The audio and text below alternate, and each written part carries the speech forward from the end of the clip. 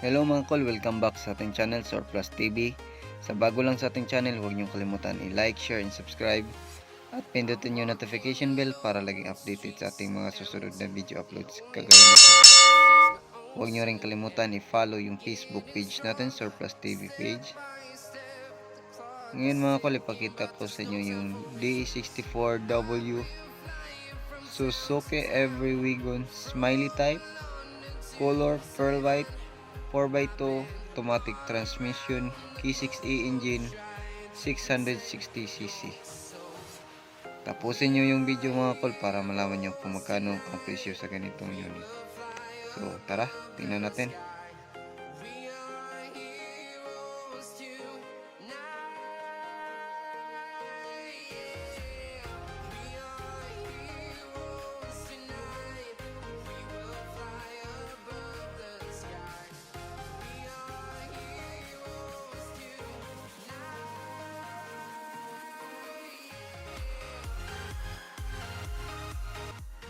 So ito yung ating unit mga kol, DE64W Suzuki Every Wagon 4x2 automatic transmission, K6A engine, 660cc, 4 speed.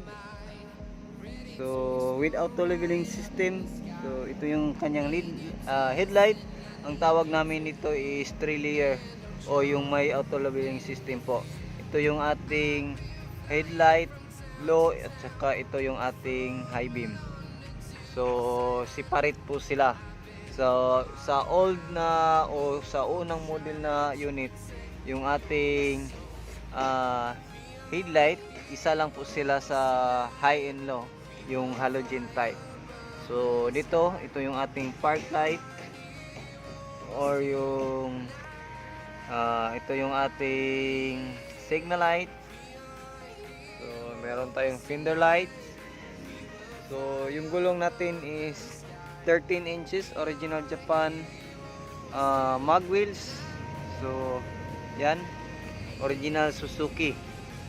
So sa Smiley mga kol is yung ating halos chrome na po lahat yung ating bumper. May chrome dito sa ating hood at saka yung tatlong chrome sa ating bumper. Then dito sa ating fog lamp, meron tayong ring na chrome at saka ito H8 kasya dito sa ating fog lamp. So meron tayong design dito na black. So plate number LTO, complete LTO registered. So meron tayong emblem Suzuki. So windshield washer. Then ito yung ating wiper. So yan. So ito yung ating side mirror. Meron tayong rain visor. So kinulayan natin ng black yung gitna, yung poste, para pag tiningnan natin sa malayo, parang buong glass po siya, parang sa Toyota na Hiace. So dito mga kol, meron tayong body skirt. Yan. Yan atong skirt. Then meron tayong chrome handle. Yan. So, kulay po nito is pearl white. So dito sa likuran meron tayong basta Every Wagon Smiley type mga kol. Year model po siya is 2010 pataas. Then yung kanyang taillight is clear po siya. So yan po yung kanyang taillight. Then pareho lang sila ng back door sa Every Wagon na yung unang model 2005 hanggang 2009. Buo siya dito. Then sa mga turbo na unit may spoiler po na ganito. So yan. Meron tayong third light sa brake light natin. So chrome yung handle natin. Then meron tayong Suzuki emblem. Then ito yung ating rear wiper. So meron tayong Every Wagon emblem. So dito meron tayong reverse camera. So ito yung ating plate number. Meron tayong design dito sa likuran. So wala po siyang body kit dyan sa gilid, kundi ito na po ang kanyang design. So sa every Wigon na Smiley mga cool, wala na po siyang chrome dito. Compare sa mga every Wigon, meron siyang chrome dyan. So titingnan natin dito sa likuran. So meron tayong nilagay dito na third seat. So ito yung ating third seat. Plastic na po, bagong ceiling, yan, plastic din. So meron tayong upuan sa likuran, dalawa po, kasya nito kung maliit, kung malaki, isa-isa po. So dito sa gitna, kasya po dalawang uso or tatlong tao dito. I-fold lang natin yung ating armrest. So, yan po. Nakabagong mating na po yan dito sa ating likuran. So, dito sa ating second row mga kol, yan, ito yung ating upuan. So, armrest, meron tayong lalagyan ng baso or yung mga tubig dito kung mayroon tayong tumbler. So, original Japan seat cover or mating. So plastic na po yung ating running board. So dito meron tayong jack at saka tie wrench. Then ito yung ating jack riser. So ito yung ating ceiling, bago na po ito, pinalitan natin.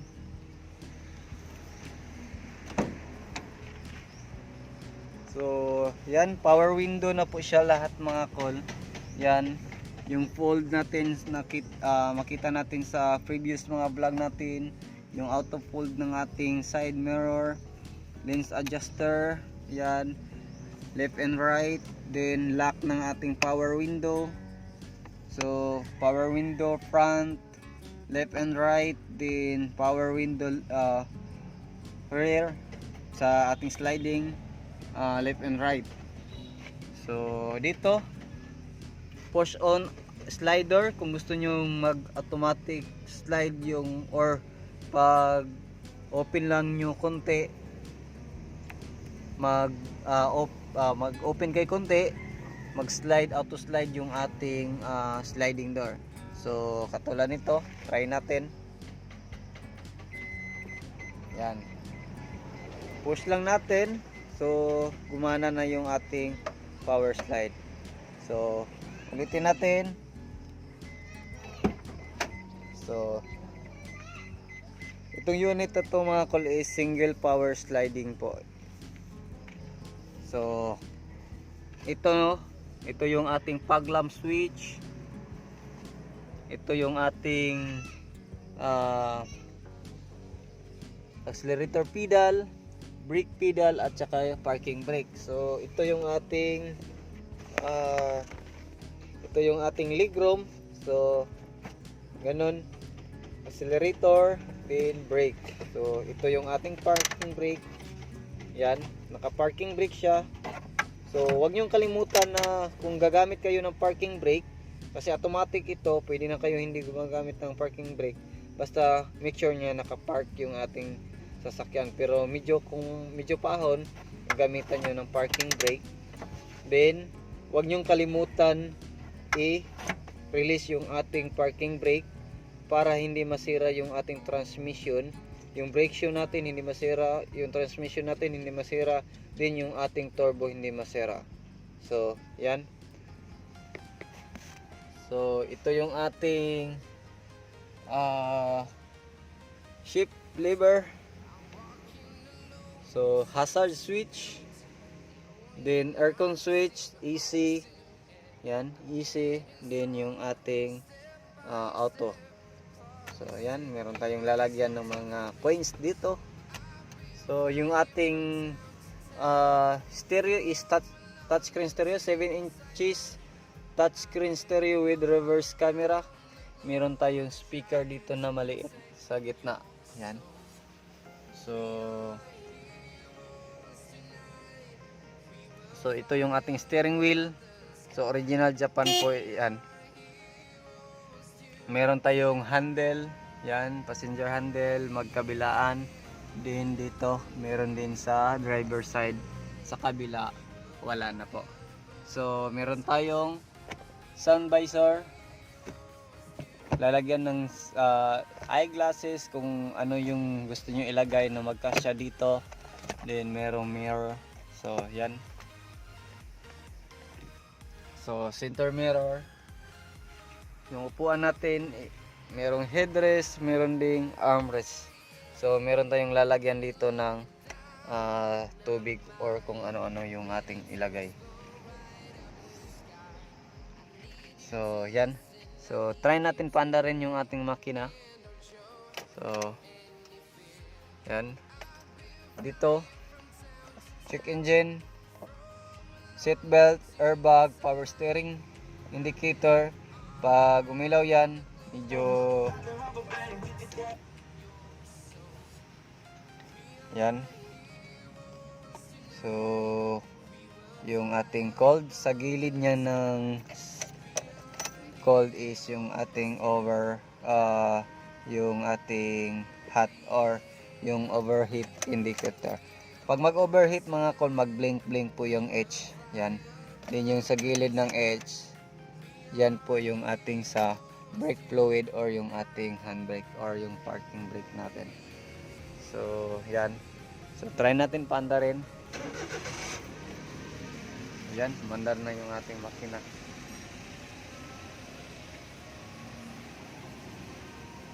So yan.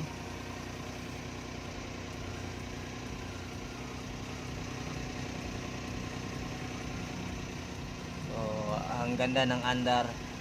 Sobrang lamig ng andar ng makina natin mga kal. So titingnan natin yung ating makina.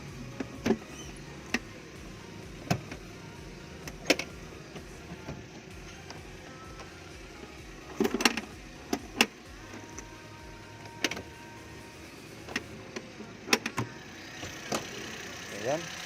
Hindi natin nalinisan. Yan, original po yan. May mga ano lang sa pintura. So yan, ang ganda ng andar. So maganda yung pickup.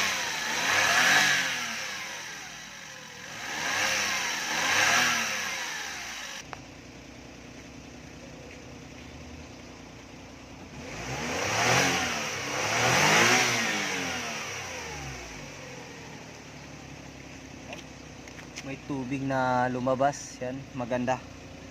So yan, may tubig din yung mga may takuling konti, yung mga naimbak na kalawang or yung ating yung mga unborn na air and fuel mixture hindi masyado nasunog, pero pinalitan na natin ng bagong spark plug. Yan o, maganda na. So tingnan natin dito. So ito yung ating turbo, then yung oxygen sensor, then ito yung PCB valve natin, tatlong injector. So yan. So titingnan natin, ito yung ating RPM. So yan, malamig pa yung unit natin kaya medyo mataas pa konti yung ating RPM. So yan, try natin. Yung takbo niya mga call is 180,000 po yung tinakbo niya dun sa Japan. Manufactured po ito is 2012 model. Yan. Maganda pa yung makina, yung andar niya. So titingnan natin dito sa harap. So ito yung ating harap. So open natin yung hood, titingnan natin kung ano yung nandito. So ito yung ating relay ng ating HID headlight mga call, left and right. Then ito yung ating brake fluid reservoir. Then ito yung ating coolant reservoir. So ito yung ating radiator cap, ito yung ating windshield washer reservoir. So yan, dalawang motor, yung isa is front, din yung isa is dun sa ating likuran.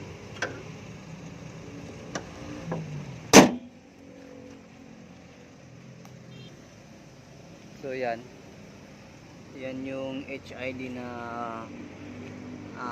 valve natin. Ito yung ating low, din ito yung ating high na. So naka high po yan. So kulay dilaw po yung ating high, din dito parang kulay white or mayroong pagka blue konti. So yan. So yan yung fog lamp natin, kulay dilaw din. Yan. Tingnan natin dito. So ito yung ating parking, yung ating park light, din yung sa katabi ng park light, isang bulb lang po sila, ordinary bulb lang po sila sa katabi ng park light. Ito yung ating brake light. So yung hazard natin, and ito yung ating reverse light. So yan, tingnan natin na.